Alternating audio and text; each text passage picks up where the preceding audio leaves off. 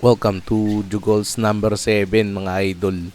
So dito nakikita nyo ako naglalagay ako ng mga bago nating isda, which is bronze corridoras. Ayan. So dalawa tong nasa kaliwa, hindi lang halata. Perfectly nagkapatong sila. Next topic natin guys is yung aeration system natin ay tapos na. So ito yung version 1. Salamat sa asawa ko sa pagtulong sa akin na maayos to sa isang buong araw. So, yun. So meron tayong close open valve dito and lahat ng to ay nakadikit at lahat ay nakaseal at yan. Pero lang sa mga plastic valves natin na naglilik pa din yung iba pero ngayon ay selyado na. And ang pinang-seal ko sa kanila ay Mighty Band kasi ang glue gun at ang epoxy ay may mga disadvantages kaya ano na lang, Mighty Band na lang ang ginamit ko. Itong channel natin ay friendly sa fishes pero parang gusto kong mag-debunk ng mga common misconceptions sa paggawa ng mga common aerator na setup.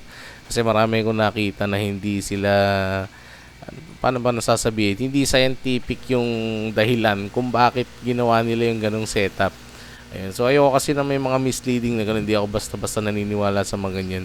So hindi ako batikan or ano man tawag doon, veteran na fish keeper. Ako'y bago lamang kaya ayokong magpagdalos-dalos sa pagsasabi na mali yung bagay na yun. Kaya syempre kapag dinebunk na natin yung mga ganyan, syempre meron tayong mga pruweba or proof, scientific proof, di ba?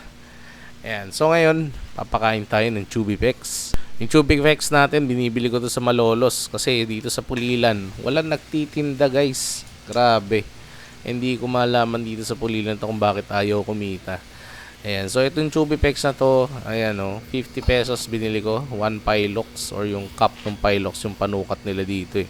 Sa ngayon nakakaubos na ako ng Chubipex, yung 1 cup na yun, nauubos ko na lahat, napapakain ko, wala natitira sa lahat ng mga isda ko. Yung iba nga hindi ko pa napapakain kasi ayoko magkalat sa tank nila kasi ang mga live foods na hindi nakain ay nakakapanis ng tubig.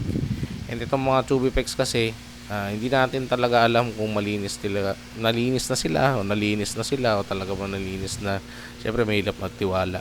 Lahat ng isda guys na nakikita nyo dito ay available sa Jugos Fish Hub unless talaga nabili na sila within this past 2 to 3 days.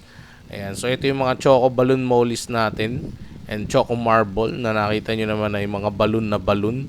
Kaya kung kayo ay interesado sa mga Choco Balloon Mollies natin, i-PM nyo lang si Jugos Fish Hub sa Facebook. Kung hindi nyo makita ang link kung saan man sa ating mga video ay kayo lamang ay mag-comment dyan sa baba. At isesend ko sa inyo mga kajugols. Isa pa sa mga ating mga niluluto ngayon, itong cheetah. Itong cheetah na to, talagang gold and silver yung kulay. Ayun, gold, silver, black. Silver or puti man yan, basta yun yung yung black and gold ay talaga ma-highlight. So yun yung natin gagawing cheetah. So cheetah to ito papangalan natin 24K cheetah or cheetah, basta yun. Nakita nyo naman pagka sail fin, ay anong tawag dito? Pagka sail fin ng lalaki, di ba? And ito namang mga lartail natin na babae na may jeans ng fairy. Or fairy ba yun? Fairy sa fins, at least, di ba?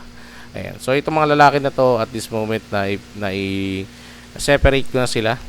So si Selfie na lang yung nagbi-breed dun sa dalawa nating female.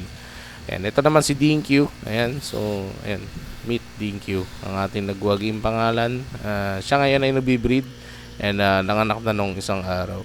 So ayan, ito mga juvie natin, pinakakain ko lang din ng Chubipex and yun na yung tapos ng video natin. So maraming salamat guys sa panonood.